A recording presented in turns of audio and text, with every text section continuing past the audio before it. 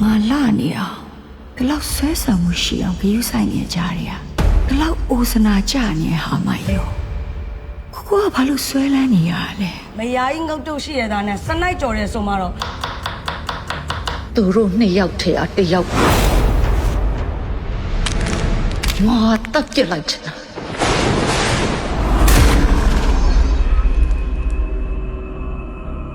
အောင်လည်းနဲ့လား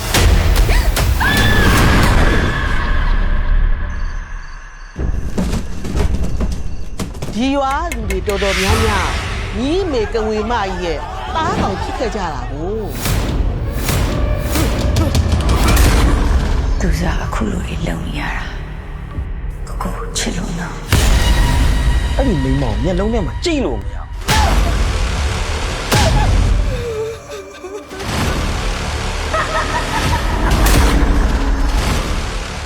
ဘာမှကျမအဲ့လောက်ထိမုန်းနေရအောင်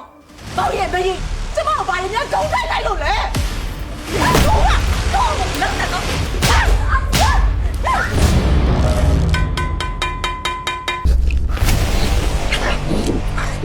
မင်းမပြောလို့အဲ့တော့ငါမြသွားနေရတာလေကိုပြောစာတော့